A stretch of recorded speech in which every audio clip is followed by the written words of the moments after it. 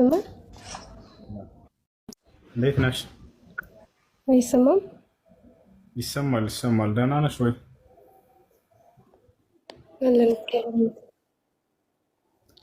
እሺ ደህና ነኝ፣ ፈጣሪ ይመስገን። ብዙ ጊዜ እከታተላለሁኝ። ይህ በስመ አብ ሲያስፈራ ማዝ ይቻላል። ትያለሽ። እሺ ዝግጁ ነሽ?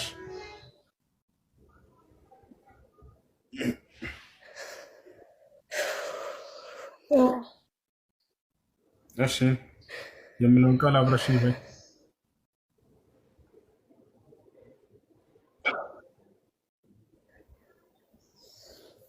እሺ አሽሀዱ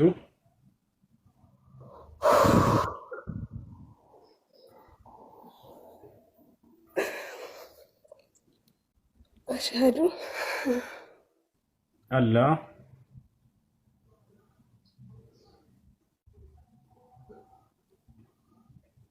አላ ኢላሃ ኢላሃ ኢለላህ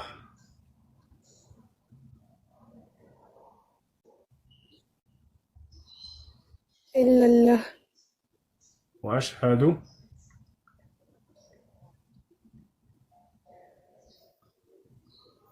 ወአሽሀዱ አነ ሙሐመደን አነ ሙሐመድን ረሱሉላህ።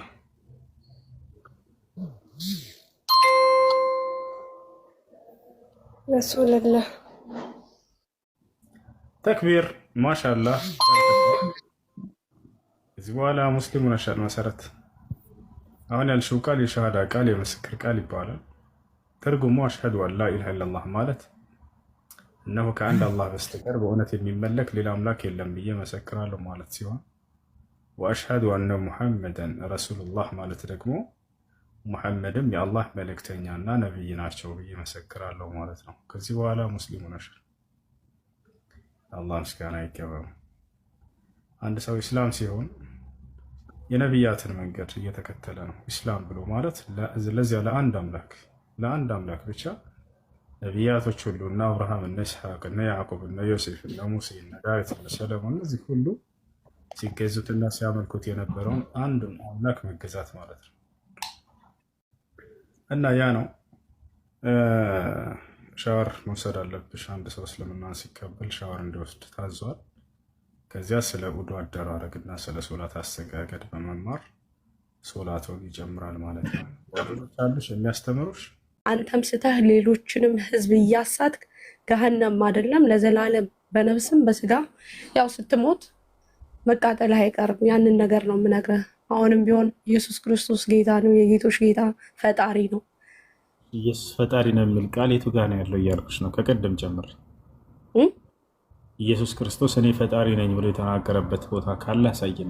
መጽሐፍ ቅዱስ ላይ አለ። መጽሐፍ ቅዱስ ስለማታምን ለምን ብዬ ነው እኔ እያንዳንዱን ነገር ክፍሉ የምነግርህ? አታምንማ፣ ቢነገርህም አታምንም አለ ካልሽ መጽሐፍ ቅዱስ ላይ ኢየሱስ እኔ ፈጣሪ ነኝ ያለበት ቦታ ካለ ያሳየን እስኪ። አሳያለሁ። አንተ መጀመሪያ ወቅ ነው እያልኩ ያለሁት። አጥና። አንተ ሃይማኖትህ እናትና አባትህ ቤተሰቦች ስለተከተሉ አንተ ሙስሊም ስለሆንክ አይደለም የምትከተለው። አጥና፣ ታሪክ በደንብ አጥና። ስለ ስላሴ አመጣጥ ስላሴ ማን ባለፈው 4 ነው 1 ነው ስትል አንተ ልብ ምን አልከኝ? አድርግሽና ኢየሱስ እኔ ፈጣሪያችሁ ነኝ ያለበት ቦታ ካለ አሳየን እኮ። መጽሐፍ ቅዱስ አሁን አልያዝኩም እኔ ስራ ቦታ ነኝ፣ ግን ዝም ብዬ አይደለም እምነቱን የምከተለው። በደንብ አውቄ ተምሬ ነው። በደንብ እኛ ስለያዝን መጽሐፉን ምዕራፍና ቁጥር ንገሪን እናውጣለሽ እኮ። እሺ አሳየኛ። ኢየሱስ እኔ ፈጣሪ ነኝ ያለበትን ቦታ ንገሪንና ምዕራፍና ቁጥሩ እናሳይሽ። ካልሆነ ያንን መጽሐፍ ቅዱስ ስራ ቦታ ላይ ሄደኝ ያለሁት ማውጣት አልችልም። አሁን መጽሐፍ ቅዱስ ማውጣት አልችልም። ይሄንን ደግሞ ለአንተ በቂ መልስ ነው ብለህ ማለት አትችልም። የምትፈልገውን አንተ ስለ ስላሴ መጠየቅ የምፈልግም ከሆነ ስለ አንድነት ስለ ሶስትነቱ መጠየቅ የምፈልግ ከሆነ ክርስቶስ የመጣው አዲስ ኪዳን ላይ ነው። እግዚአብሔር ከዛ በፊት ስላለው ነገር በደንብ ማጥናት አለብህ፣ ማወቅ አለብህ። ይሄ ሁሉ ህዝብ በጣም ብዙ በዓለማችን ላይ ክርስቶስን የሚከተል ብዙ ህዝብ አለ። ያ ብዙ ህዝብ ያ ሁሉ ህዝብ ዝም ብሎ አይደለም የሚከተለው። ገብቶሃል አይደል? አንተ የምታውቀው አይምሮ ያንተ አይምሮ ውስን ነው። አንተ የምታውቀውን እኔ አላውቅም፣ እኔ የማላውቀውን ሌላ ሰው ላይ ያውቅ ይችላል። ስለዚህ በደንብ አጥናፍ። ኢየሱስ ክርስቶስ አምልኩኝ ያለበት ቦታ የት ነው ብለሽ የዓለም ሀገርሽ ላይ የሚገኝ ሁሉንም ቄስ ጠይቂያቸውና መልሶን ይዘሽ ነሽ። የትም ቦታ ላይ አላለም ብለው ይነግሩሻል። በከንቱ ኢየሱስን እያመለካቸው እንደሆነ የዛኔ ትረዳላቸው። ኢየሱስ ክርስቶስ አንዲትም ቦታ ላይ አምልኩኝ አላለም። ነገር ግን ታመልኩታላችሁ። ለምን አላዘዘም እኮ። ብትወዱኝ ትእዛዜን ትከተላላችሁ አለ ኢየሱስ። ከትእዛዙ መካከል አምልኩኝ ያለው የቱ ጋር ነው ብላችሁ እራሳችሁ ለምን አትጠይቁም? አንድ ቀን እኔን ተገዙኝ ብሏል ወይ አላለም? ገብታችኋል? የትኛውን ቦታ ላይ እንዳውም እኔን ማምለክ ከንቱ ነው ብሎ ኢየሱስ ተናግሯል። ኢየሱስ ክርስቶስ መጽሐፍ ቅዱስ ላይ ምን አለ? ወባጢለን ያዕቡዱነኒ ወተዓሊሙሁም ተዓሊሙል በሸር አለ። በከንቱ ያመልኩኛል፣ ትምህርታቸውም የሰው ትምህርት ነው አለ። ክርስቶስን ወደ ማምለክ የወሰደ ማንኛውም ትምህርት ሁሉ ከንቱ ትምህርት ነው። ይሄን የተናገረው ራሱ ነው። እነ ኢሳያስ ተናግረውት ነበር በትንቢት። ኢየሱስም ደግመው አዲስ ኪዳን ላይ ልክ ኢሳያስ የተናገረው እንዲህ ተብሎ ተጽፏልና እያለን ይናገራል። ማንን ነው ማምለክ ያለባችሁ ከተባለ ታዲያ ኢየሱስ ክርስቶስን የላከው እነ አብርሃም እነ ኢስሐቅ እነ ያዕቆብን የላከ አንድ አምላክ አለ። ያን አንድ አምላክ ነው። ኢስላም ያን ነው እያላችሁ ያለው። የአብርሃም የኢስሐቅ የያዕቆብን አምላክ አምልኩ ነው የሚለው ቁርአን አለ። ቁርአን በጣም በርካታ ቦታ ላይ እነ አብርሃም እነ ኢስሐቅ እነ ያዕቆብን እነዚህን ታላላቅ ጻድቆች እያለ ነው ቁርአን የሚያነሳላቸው። የእነሱ አምላክ ነው። ለነቢዩ ሙሐመድ ሰለላሁ ዐለይሂ ወሰለም በመጨረሻው ዘመን ላይ ተገልጦላቸው እርሳቸውንም ያናገራቸው ልክ መሲሁን ሙሴን እነዚህን እንደ ጻድቅ አድርጎ ያነሳቸዋል። ገብታቸዋል። ያን አንዱን አምላክ አምልኮ ነው፣ ሌላ አይደለም። ይሄ ቀልድ አይደለም፣ ህይወት ነው። ከሞት በኋላ ህይወት አለ። ወይ ገሃነም ነው ወይ ገነት ነው። ከሁለት አንዱ እንጂ ሶስተኛ መንገድ የለም። ታዲያ እንዴት በራሱ ላይ ሰው ያለ መረጃ እምነትን ይገነባል? የቱ ጋ ነው እኔን አምልኩኝ ያለው ኢየሱስ ክርስቶስ ብላችሁ ራሳቸውን ጠይቁ እንጂ ቆም ብላችሁ ለአንድ አካል አምልኮን መልስልኝ። ኢየሱስ አምልኩኝ ያለበት ቦታ አለ። እሺ አንድ ደቂቃ ስጠኝ፣ ኤርፎን ላስተካክልና አንድ ደቂቃ መልስላለሁ። አንድ ደቂቃ ስታስተካክል ጊዜ አናገረኝ፣ ችግር የለውም። ስለዚህ ከሞት በኋላ ህይወት አለ፣ ወይ ገነት ወይ ገሃነም። ገብታችኋል? ስለዚህ ቆም ብሎ ሰው ማሰብ አለበት። ሙስሊምን ብትጠይቁት በዚህ ነገር ላይ ለእያንዳንዱ አቋሞቹ ማስረጃን ይዘው ነው። አላህ ተገዙኝ ብሏል ወይ በቁርአን ላይ? አዎ ነፍ ቦታ ላይ ወኢያየ ፈዕቡዱን ይላል። እኔን ብቻ ተገዙኝ ይላል። ያ ዒባዲየ አለዚነ አመኑ ኢነ አርዲ ዋሲዐቱን ወኢያየ ፈዕቡዱን፣ እኔን ብቻ ተገዙኝ ይላል። ወአን ዕቡዱኒ ሃዛ ሲራጡን ሙስተቂም ይላል ራሱ። እኔም ብቻ ተገዙኝ፣ ይህ ነው ቀጥተኛው መንገድ ይላል። ነቢያቶችም ቃል በቃል አላህን ተገዙ እያሉ ያስተምራሉ። ዒሳ መሲሁ ምን አለ? ወኢነ አላህ ረቢ ወረብኩም ፈዕቡዱሁ ሃዛ ሲራጡን ሙስተቂም አለ። አላህ የእኔም ጌታ የእናንተም ጌታ ነው፣ እርሱም በብቸኝነት ተገዙት፣ ይህ ነው ቀጥተኛው መንገድ አለ። እና አብርሃም እነሳ ሁላቸው ነቢያት ይህን አስተማሩ። አብርሃምም ቃል በቃል አላህን በብቸኝነት ተገዙ እያለ ያስተምራል። አብርሃም ይላል ወኢብራሂም ኢዝ ቃለ ሊቀውሚሂ አዕቡዱላህ ወተቁሁ ዛሊኩም ኸይሩን ለኩም ኢን ኩንቱም ተዕለሙን አለ። አብርሃም ምን አለ? ህዝቦቼ ሆይ አላህን በብቸኝነት ተገዙ፣ እርሱንም ብቻ ፍሩት፣ የምታውቁ ብትሆኑ ለእናንተ የተሻለ ነው አላቸው ይላል። ሙሴ ምን አለ? ኢነማ ኢላሁኩም አላህ ላ ኢላሃ ኢላ ሁ አለ። አላህ የምትለው እውነተኛ እግዚአብሔር ነው ወይስ በሲሚንቶ የተሰራ ነው? ሁለት እጅ ያለው በስነ ስርዓት አውራ። አላህ ማለት እሺ፣ ሁለት እጅ ያለው ነው ያልከው። በማስረጃ ላውራ። ሁለት እጅ እሺ፣ ጠይቃለህ አይደል? በማስረጃ ላውራ፣ ማስረጃ ላውራ ነው። እሺ፣ አንድ እኔ ከራሴ መናገር ስለማልወድ ነው። ቃሌ ላይ ምን አልኩኝ መሰለህ? ሁለት ቀኝ እጅ መኖሩን ማስረጃ አምጣ። አዳመኩ ከፊቴ ነው ያለው፣ አላወርድም። በማስረጃ ላውራ። አላህ እኮ ማለት መንፈስ ነው። በመንፈስ የሚኖረውን የማይጨበጥ የማይዳሰሰውን ጤነኛ አይደለም እንዴ እኮ አዳመጥነህ። ያው ስለዚህ አዳምጥ። ምውት ከማድረግ በፊት ሁለት ቀኝ እጅ አለ ካልክ በመንፈስ ሳይሆን የተቀረጸ ምስል ነው ማለት ነው። ተረጋጋ፣ አዳምጠኝ። ከፊት ነው ያለ ታብሽር ጠይቃል፣ አዳምጫለሁ። ስለዚህ በማስረጃ ነው። እሺ አምጣው።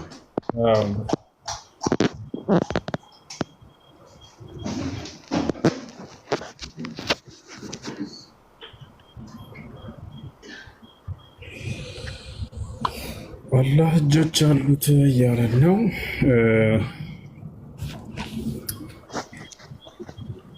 ያውና እኔ ደግሞ በእጄ አጨበጭባለሁ መዓቴንም እጨርሳለሁ፣ እኔ እግዚአብሔር ተናግሬያለሁ አለ። እግዚአብሔር እጆች አሉት፣ በእጆቹ ያጨበጭባል። ምን ትላለህ ጌታ ሰው? መልስ።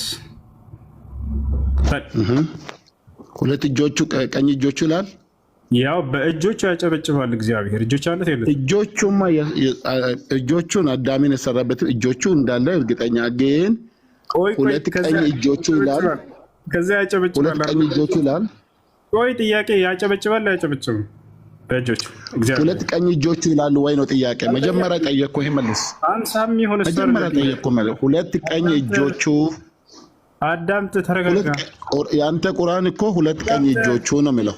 እስኪ ተረጋጋ። እሺ ነው አሳየኝ። እሺ ደስ የሚለው ሄድ ክፈት፣ ክፈት። ያው እኔ እንደከፈቱት ከከፍተ ነገርኩ። ሁለት ቀኝ እጆቹ አንተ የምታስተምርበት ዋና ትምህርት ነውና የሁለት ቀኝ እጆቹን አስረዳኝ ነው። ክፈት። አንተም ትልቁ ላይ ነህ፣ ከፍተህ አሳየኝ። ልክ እኔ እንዳሳየው እግዚአብሔር በእጆቹ እንደሚያጨበጭብ በማስረጃ ሳይቻለ አንተም ከፍተህ አሳየኝ። ይሄን አልከው። አሁን እኮ የነገርኩህ ያለሁት ሁለት ቀኝ እጆቹ ይላል ያንተ ቁርአን። ከፍተህ አሳየኝ። እሺ የቱ ጋር አንተ ስታስተምር ቆየው ነው የአቡ ሀይደርና ያንተ ትምህርት እንደዚህ ነው። ግን ከመንፈስ ያለውን ትምህርት ከምታስተምር በመንፈስ የሆነውን ትምህርት ብታስተምር ትንሽ ይቀላል።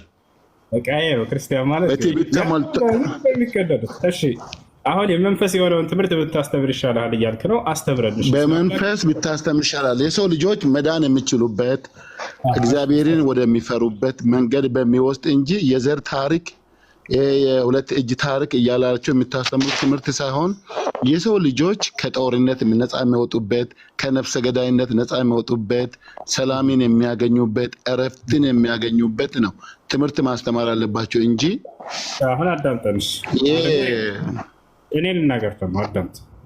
እሺ ስለዚህ ከነፍሰ ገዳይ የሚወጡበት እያለን ነው። ስለዚህ ነፍሰ ገዳይ ከሆነ አንድ አካል እውነተኛ አምላክ አይደለም ማለት ነው። ይሄ ልጅ እውነቱን ነው የተናገረው በነገራችን ላይ። ስለዚህ ነፍስን በተለይ ህፃናት ልጆችን ግደሉ የሚል ከሆነ አንድ አምላክ የአምላክ በፍጹም አምላክ ሊሆን አይችልም። ያንተ አምላክ ማለት ነው። እግዚአብሔር ምን እንደሚል ተመልከት። የሰራዊት ጌታ እግዚአብሔር እንዲህ ይላል፣ እስራኤል ከግብፅ በወጣ ጊዜ አማሌቅ በመንገድ እየተቃወመ ያደረገበትን እበቀላለሁ አለ። እግዚአብሔር ምን አለ? አሁንም ሄደህ አማሌቅን ምታ፣ ያላቸውንም ሁሉ ፈጽመህ አጥፋ፣ አትማራቸውም። ወንዱንና ሴቱን፣ ብላቴናውንና ህፃኑን፣ በሬውንና በጉን፣ ግመሉንና ህያውን ግደል አለ። ያሰላም እግዚአብሔር ህፃናቶችንና ሴቶችን ግደሉ ይላል። ስለዚህ ገዳይ አምላክ ሰይጣን ነው እያለ ነበር ቀደም። ይሄ ሰውዬ ያንተ አምላክ ማለት ነው አይደለ? ጌታ ሰው ኤልያስ እኛም ደንግጠናል። በል ተቀበል እና ልጨምርልህ ሌላ እግዚአብሔር ምን አለ መሰለህ? ያውና ሌላ ቦታ ላይ ሽማግሌውንና ጎበዙን፣ ቆንጆይቱንም ህፃናቶችን፣ ሴቶችን ፈጽማችሁ ግደሉ ይላል። ወላሂ በራሱ ጊዜ ወረደ። እንዲህ ያሽማቅሃለሁ በገዛ መጽሐፍ በአንተ ቤት በቃ ልታሽማቅ መጥተሃል።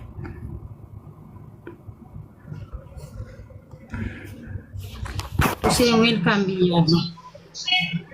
ሰላም፣ እንዴት ነሽ? ሰላም። አሎ፣ ጥያቄ ያላችሁ? ሰላም፣ እንዴት ነሽ? ደህና ነሽ? ትጸንሻለሽ፣ ወንድ ልጅንም ትወልጃለሽ፣ ስሙንም ኢየሱስ ትይዋለሽ ይላል። ይሄን ጽንስ ታመልከዋለህ አታመልከውም? ይሄን ወንድ ልጅ እንዴት አሰብ? ለምንድን ነው የማላመልከው? አምላኬ ነው፣ ጌታዬ መድኃኒቴ ነው። ይሄ ወንድ ልጅ ይመለካል ነው። ወንድ ልጅ የተባለው ምንድነው? መሲሁ እንደሆነ ለመግለጽ ነው። ወንድ ልጅ ይሄን ወንድ ልጅ አምላክ ታመልከዋለህ? ጾታ አለው ወይ ምናምን ካልከኝ እኔ አላህም ጾታ አለው ማለት ነው። አላህ በወንድ ነው አይደለም የሚጠራው። ስለዚህ አንተም ወንድ ልጅ ያመለክ ነው ማለት ነው። ችግር የለም። አላህ ወንድ ነው የሚል አሳየኝ፣ ችግር የለም። እኔ ግን አምላክህ ወንድ እንደሆነ አሳምኛለሁ። አላህ ወንድ ነው የሚል ችግር የለም። አላህ ወንድ ነው የሚል ከቁርአን ላይ ከሐዲስ ላይ ከፈለከው ስጠኝ። እኔ ግን ወንድ እንደሆነ አምላክህ አሳምኛለሁ። ወንድ ልጅ ታመልካለህ? አሳየኝ። ምንድን ነው ያለው? አሳይ ይቆራረጣል። እሺ አላህ ወንድ ልጅ ነው የሚል አሳየኝ። ልክ እንደተጻፈው ማለት ነው። እንደዛ ሳይሆን በወንድ በጾታ ከሆነ በወንድ አገላለጽ የተገለጸባቸው አሉ። በወንድ አገላለጽ አይደለም እሱ ለማይታወቅ አካል በዚህ ስለሚገለጽ ነው። እግዚአብሔር በሰዶም ላይ ገሞራን አወረደ ይላል። ለምሳሌ አወረደ ሲባል ጊዜ አብ ወንድ ልጅ ነው በወንድ ልጠራ ግን እንጂ ፍጹም ሰው ፍጹም አምላክ ነው ስትል ጊዜ ሙሉ አካሉ ነው አይደለ? ነው የሆነ አካሉ የሚባልበት ነገር አለ። በመሰረቱ በመጀመሪያ ይኸውልህ አሁን አካሉ ተቆርጦ ወድቋል ምናምን ለማለት ፈልገህ ከሆነ ሞቷል እኮ። ይሄንም እንዳትረሳ ሞቶ ወደሱ ገና ለመጣ ነው። እሱን ሳይሆን ጋር ተነስቶ ይዞት እንዳረገ ነው የማውቀው እኔ። እሺ ችግር የለውም። ያቺ አካል ተቆረጠች ምናምን ብለህ አታሳንሰው። ሙሉ አካሉም እንደሞተ እንዳትረሳ ብዬ ነው። እሺ ከተቆረጠች አይደለም በመጀመሪያ ኢየሱስ ክርስቶስ እንደሞተ ታምናለህ? ወደሱ ሷር ነው ሞቶ እንዳረገ ተነሳ። ስለሱ እናወራለን። ገና ነው። ምን አለ መሰለህ እሺ ያቺ የተገረዘችውን ተመልካታለህ ወይስ አትመልካትም? ምንድነው እያልከኝ ያለው? እሺ ብልቱን ተመልካለህ አታመልከውም? በግልጽ እንድናገር ነው እንዳይፈለክ። ሁሉ ሴት ልጅ ነው እግዚአብሔር ሴት እንግዳሉልኝ አለ። በቃ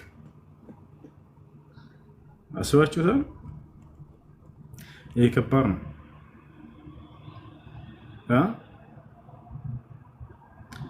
አንድ ሴት ልጅ እግዚአብሔር ምን አለ?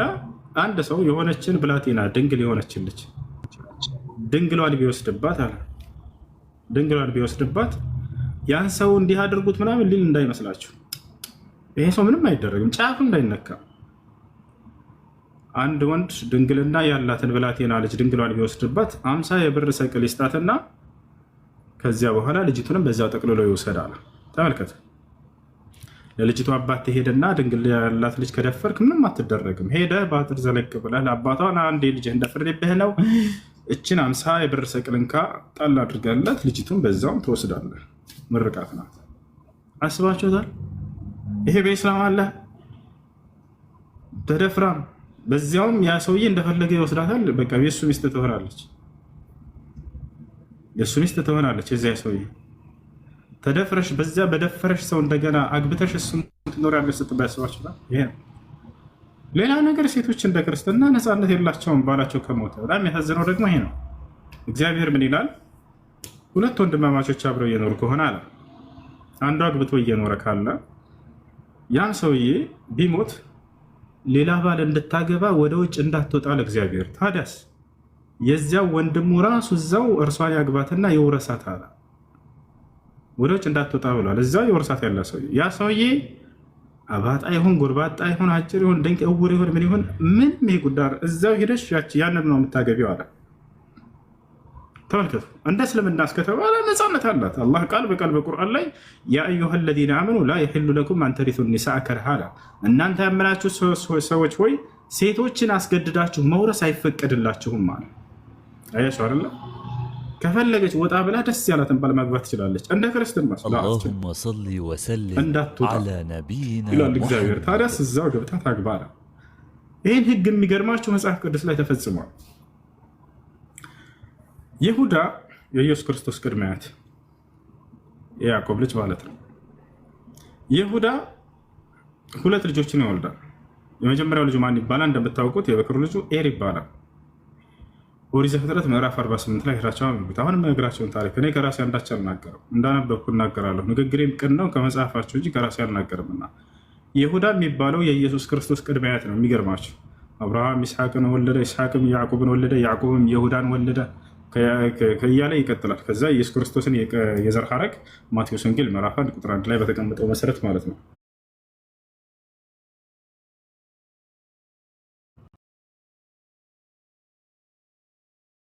ለዚህ ኤር ለሚባል ልጁ ትዕማር የምትባልን ሴት ይድረዋል። አግብቷት እየኖረ እያለ ሞተ ኤር። ኤር ሲሞት ጊዜ ሌላ ባል ሄዳ ማግባት አይፈቀድላትምና እንደ መጽሐፍ ቅዱስ ሕግ እዛው ወንድሙን ነው የምታገቢው አላት። አሳያችኋለሁ፣ ወላሂ አወጣዋለሁ። እዛው ወንድሙን አግቢ አላት። እዛው እሺ አለች። ሴት ምንም ምርጫ የላትም። በቃ ያንን ወንድሙን አገባች፣ ወረሳት ወንድሙ። ያው አብሯት እየኖረ እያለ እንትን ይቸልስ ነበር። እንትን ምንድነው ሴጋ እያደረገ ያወጣው ነበር አለ እግዚአብሔር መጽሐፍ ላይ ሲናገር። እኔ አይደለም ያልኩት። የዘር ፈሳሽን ያወጣዋል ታውቃላችሁ። ከዚያ ያንን ያወጣው ነበረ ሰውየው። አስነብባቸዋለሁ፣ አሳያቸዋለሁ።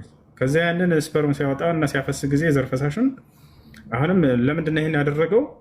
ምክንያቱም ከወለደ ስሙ የሚጠራው በመጀመሪያው ልጅ ስም ነው። ገብታችኋል አይደለ? ይሄ ምንም ድርሻ አይኖረውም። አንድ ሰው አግብቶ ከዚያ በኋላ ሳይወልድ ቢሞት ሌላኛው ወንድሙ መቶ ቢያገባ ያቺ ሴት ብትወልድ ከዚህ በዚህ አይጠራም፣ በመጀመሪያው ሰውዬ ስም ይጠራ ነው የሚለው ህጉ። ያ እንዲሆን አልፈለገም ነበር ይሄ ልጅ። ስለዚህ የዘር ፈሳሹን ያፈሰው ነበር፣ መውለድ አልፈለገም። ከዚያ በኋላ ይሄ ሞተ፣ እግዚአብሔር ቀሰፈው። ይሄ ከሞተ በኋላ ሌላ ባል እንዳታገባ አሁንም አይፈቀድም። ምክንያቱም ሌላ ልጅ አለ። በጣም የሚያሳዝነው ግን ያ ልጅ ገና ህፃን ነው፣ ለትዳር አልደረሰም። ሶስተኛው የይሁዳ ልጅ። ታዲያ ህጉ ምንድን ነው የሚለው? ሌላ ባል ወታ ማግባት ስለማይፈቀድ ይሄ ልጅ እስኪያድግ ጠብቂ፣ እሱን የሚያገባሽ ተባለች። ተመልከቱ፣ ያ ልጅ እስኪያድግ ለትዳር እስኪደርስ ጠብቃ ያ ሰው ነው የሚያገባት። ምክንያቱም ሌላ ባል ልታገባ እንዳትወጣ ብሏል እግዚአብሔር። ከዚህ የበለጠ ግፍና በደል አለ? ይሄ ልጅ እስኪያድግ ትጠብቃለች ሴት። ሂጂ አላት ይሁዳ። ይሄ አባቷ ማነው? የልጆቹ አባት። ልጄ እስኪያድግ ድረስና ለትዳር እስኪበቃ ድረስ ሂጂና ቤትሽ ይሄ መጎናጸፊያ ልብስሽን አውልቂ፣ ሌላ ልብስ ልበሽ ተባለች። በቃ ሄደች ቤቷ፣ መጠበቅ ጀመረች ልጁ እስኪያድግ ድረስ። ግን አላስቻላትም እች ሴት። ወላሂ ከማስረጃ ጋር ነው ማወራለሁ፣ አወጣላችኋለሁ፣ አነብላችኋለሁ ቃል በቃል አሁን የምናገረው ሁሉ። ከዚያ በኋላ እች ሴት ሄደች፣ እዛ መጠበቅ ጀመረች ቤቷ እስኪያድግ ድረስ። ግን አላስቻላትም። ተመልከቱ፣ ከዕለታት አንድ ቀን ወጣች፣ ወንድ ፍለጋ ማለት ነው። ስትወጣ ጊዜ ማንም ብታገኝ ጥሩ ነው፣ ይሁዳን አገኘችው። ራሱን ምራቷን ማለት ነው። ገብታችኋል አይደለ? ይሁዳን አገኘችው። ከዛ ይሁዳን አገኘችው፣ እሱም እንዲሁ ጋለሞታ መሰለችው። እሱም በቃ አናገራት። እዛው ቆመው ተነጋገሩ። ቆም ምናምን በቃ ወደ አንቺ መግባት ፈልጋለሁኝ ምናምን አላት። እሺ ምን ትሰጠኛለህ አለችው። አንድ ጠቦት ትሰጥሻለሁኝ። በቃ ተደራደሩ እዛው የጅማ አንድ ጠቦት እልክልሻለሁ ከቤቴ አላት። ፍየል ወይም በግ ማለት ነው። እሺ እስከዚያ ድረስ ግን ምን ቀብድ ትሰጠኛለህ? ምን መያዣ ትሰጠኛለህ አለችው። በቃ አንቺ ደስ ያለሽ ልስጥሽ አላት።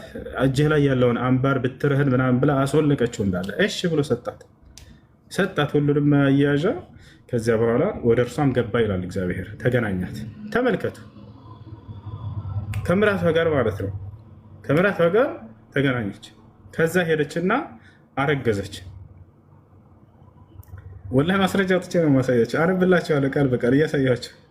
ከዚያ በኋላ አረገዘች እች ሴት። ተመልከቱ፣ ኢየሱስ ክርስቶስ ከነዚህ ዘር ነው የመጣው። የሚገርማችሁ ማለት ነው። ከዚያ በኋላ ሄደችና ቤቷ ተቀመጠች እንዳረገዘች። ከዛ ይሄ ወሬ ተሰማ እንዳረገዘች። ይሁዳ ማን እንደሆነች አላወቀም። ዝም ብሎ ተገናኝቷት ነው የሄደው። ገብታችኋል አይደለ? አላውቅም፣ ስሜት አስክሮት መሰለኝ። ፊቷን እንኳን አላያትም መሰለኝ። ተመልከቱ፣ አላወቃትም ነበር ይላል። ከዛ በኋላ ተገናኝቶ ሄዷል እሱ። ከዛ ተነገረው፣ ለይሁዳ ደረሰው። ይሁዳ ሆይ የልጆችህ ሚስት እኮ የነበረችዋ ትዕማር አርግዛለች በምንዝርና በዝሙት አሉት። ተቆጣ ይሁዳ። ምን አለ? በህጉ መሰረት ስለዚህ ተቃጥላ ትገደል አለ። ያም የካህን ልጅ ተቃጥላ ትገደል ነው ህጉ አይደለ? ስለዚህ አውጡና አቃጥላችሁ ግደሏት አለ። አውጡና አቃጥላችሁ ግደሏት አመንዝራ ከሆነ ሲል ጊዜ ከዛ ሄደው ነገሯት። ለይሁዳ ነግረ ነው አውጣችሁ አቃጥላችሁ ግደሏት ብሏል። አውጣላችኋለሁ፣ አንዴ ልጨርስ ነው፣ ተረጋጉ። ከዛ በኋላ እንደዛ ስትባል ጊዜ አሁን ብልጢት ራሷን ልታተርፍ ነው። እሺ ታወጡኛላችሁ፣ ታቃጥሉኛላችሁ፣ ግን መጀመሪያ ለይሁዳ መልእክት አለኝ አለች። ምን መልእክት? ያን የሰጣትን ቀብድ አወጣች። ይሄንን አምባር በትር ምናምን ላኩለትና ለይሁዳ የዚህ አምባርና ባለብትር ባለቤት ነው ተገናኝቶኝ ያስረገዘኝ በሉልኝ አንድ ጊዜ፣ ከዛ ታቃጥሉኛላችሁ፣ ችግር የለውም አለቻቸው። እሺ ብለው ይዘው ሄዱ። ቀጥታ ይሁዳ ጋር ሲሄድ ያ የራሱ ዕቃ መጣለት። ይሁዳ ሆይ ምራትህን ጠይቀናት ነበር፣ ከማን ጋር ነው ያመነዘርሽው ስንላት ከባለዚህ አምባርና ብትር ጋር ነው ያመነዘርኩት ብላ ነገረችን። ይሁዳ የኔው ጉድ ነው አለ። በቃ ስለዚህ ህጉን ሊሽረው ነው። አሁን ተመልከቱ፣ ምን አለ? በቃ እንዳታቃጥሏት ተዋት አለ። ያሰላም ህግ ተሻረ። በቃ እንዳታቃጥሏት ተዋት አለ። ተረፈች። ብልጥ ራሷን አዳነች። ከዛ የሚገርማችሁ ወለደች። ከማን? ከምራቷ። የኢየሱስ ክርስቶስ የዘር ሐረግ ውስጥ እነዚህ አሉ። በዚህ መልኩ ነው ኢየሱስ የመጣው። በዘር ሐረጉ ውስጥ እነዚህ ዝሙተኞች አሉ። አሁን ማስረጃውን ቀጥታ አውጥቼ ላንብብላችሁ። እያሳያችሁ ነው ማሳያችሁ ማረብላችሁ። ኦሪት ዘፍጥረት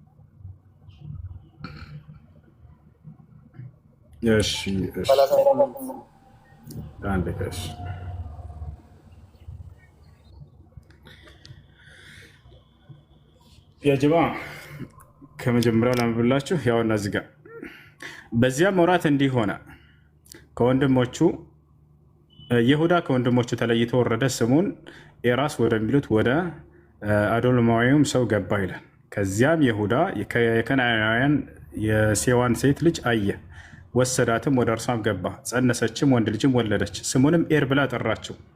ልብ በሉ፣ የይሁዳ የመጀመሪያ ልጁ ማን ይባላል? ኤር ይባላል። ደግሞም ጸነሰች፣ ወንድ ልጅም ወለደች፣ ስሙንም አውናን ብላ ጠራችው። እንደገና ደግሞ ወንድ ልጅን ወለደችለት፣ ስሙንም ሴሎም ብላ ጠራች። አሁን 3 ልጅ ተወልደዋል። አያቸው አለ። እርሱንም በወለደች ጊዜ ክዚብ በሚባል አገር ነበረች ይላል። 3 ልጆች አሉት ይሁዳ። ይሁዳም ለበኩር ልጁ ለኤር ትዕማር የምትባል ሚስት ታጋባው። ታሪኩን ስለነገርኳቸው ይገባቸዋል። ዝም ብዬ ላንብብላቸው። ትዕማር የምትባል ሴት ታጋባው ለመጀመሪያ ልጁ። የይሁዳም የበኩር ልጅ ኤር በእግዚአብሔር ፊት ክፉ ነበረ፣ እግዚአብሔርም ቀሰፈው አለ። የመጀመሪያ ልጁ ሞተ፣ ተገደለ። ይሁዳም አውናንን ሌላኛውን ወንድሙን ማለት ነው ወደ ወንድምህ ሚስት ግባ አለው። አግባትም አለው። የወንድሙ ሚስት ማለት ነው።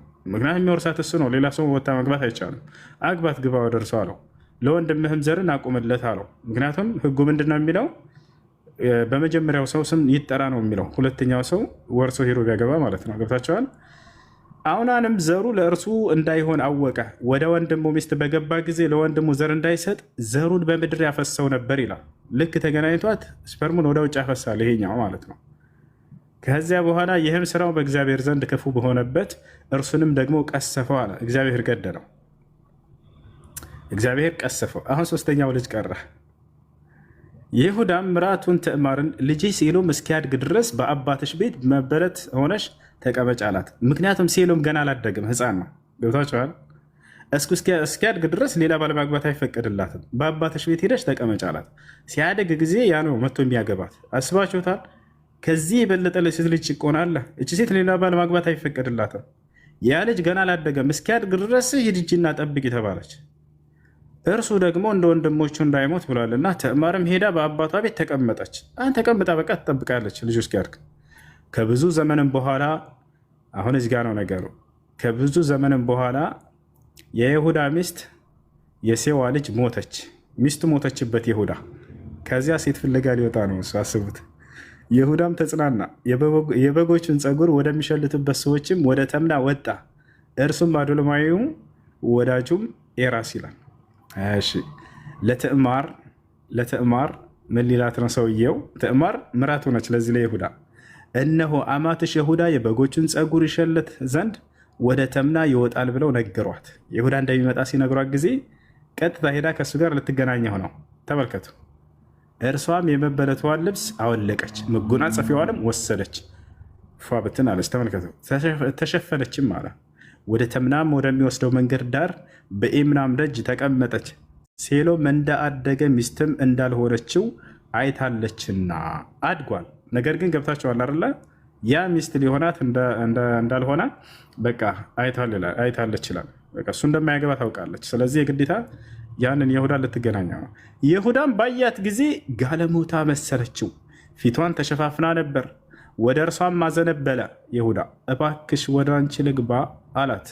እርሷም ምራቱ እንደሆነች እርሷ ምራቱ እንደሆነች አላወቀም ነበርና ይላል። በቃ ልገናኝሽ ብሎ ጠየቃት። ከዚያስ በኋላ እርሷም ወደ እኔ ብትገባ ምን ትሰጠኛለህ አለችው። እየተደራደሩ ነው። ምን ትሰጠኛለህ ብትገናኘኝ አለችው።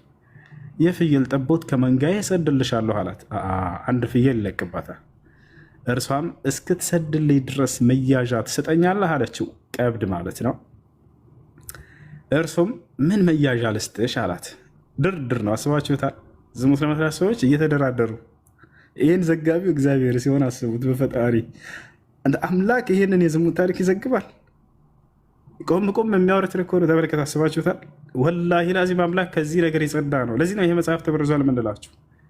እኛ አምላክ ይህን ያደርጋል እያልን አይደለም። አምላክ እንዲህ አይነት የዝሙት ታሪክ አይተርክላቸውም። እርሱም ምን መያዣ ልስጥሽ አላት።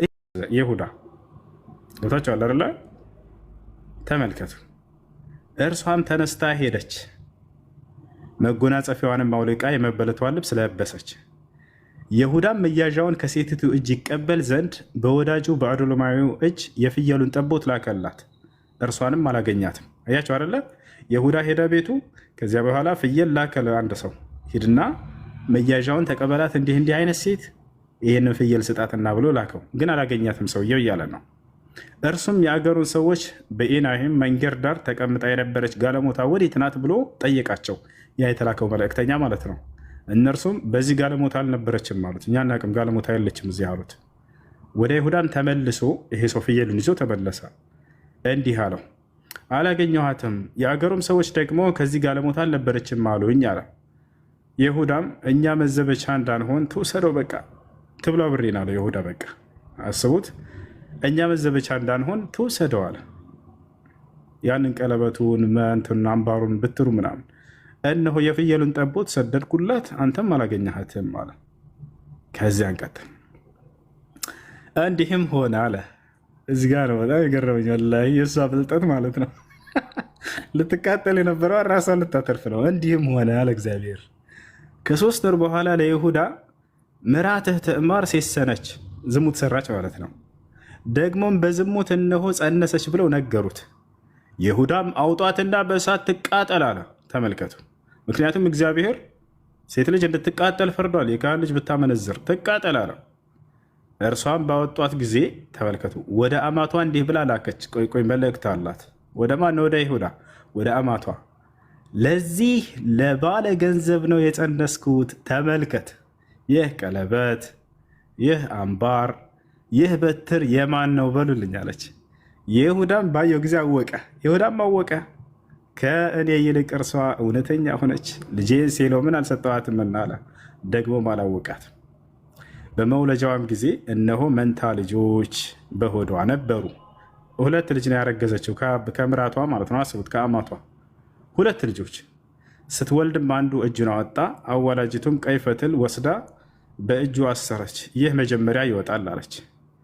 እንዲህም ሆነ፣ እጁን በመለሰ ጊዜ እነሆ ወንድሙ ወጣ። እርሷም ለምን ጥሰህ ወጣህ አለች። ስሙንም ፋሬስ ብላ ጠራችው። ከእርሱም በኋላ ቀይ ፈትል በእጁ ያለበት ወንድሙ ወጣ፣ ስሙንም ዛራ ተባለ ይላል። ስለዚህ ከይሁዳ ትዕማር ማንን ወለደች? ፋሬስን ወለደች፣ ዛራን ወለደች። አሁን የኢየሱስ ክርስቶስ ቅድመ አያቶች ላይ እነዚህ ጋለሞታዎች እንዳሉ ላሳያችሁ። መሲሁ ዒሳ ዓለይሂ ሰላም ለመሆኑ የነቢያት ዘር የተጠበቀ ነው በኢስላም ገብታችሁ አለ አይደለ? አሁን ማቴዎስ ወንጌል ምዕራፍ 1 ቁጥር 1 ላይ ላሳያችሁ። ምን ይላል? ይኸው ማቴዎስ ነው የሐዲስ ኪዳን ላይ ተመልከቱ። ማቴዎስ ወንጌል ምዕራፍ 1 ቁጥር 1 የዳዊት ልጅ የአብርሃም ልጅ የኢየሱስ ክርስቶስ የትውልድ መጽሐፍ። አብርሃም ይስሐቅን ወለደ፣ ይስሐቅም ያዕቆብን ወለደ፣ ያዕቆብም ይሁዳንና ወንድሞችን ወለደ፣ ይሁዳም ከትዕማር ፋሬስንና ዛራን ወለደ፣ ፋሬስም ኢስሮምን ወለደ እያለ መጨረሻ ላይ ኢየሱስ ክርስቶስ የዘር ሐረግ ይሄ እንደሆነ ይነግረናል። የኢየሱስ ክርስቶስ የዘር ሐረግ ውስጥ እነዚህ ጋለሞታዎች አሉበት ይለናል መጽሐፍ ቅዱስ። ላ ኢላሃ ኢለላህ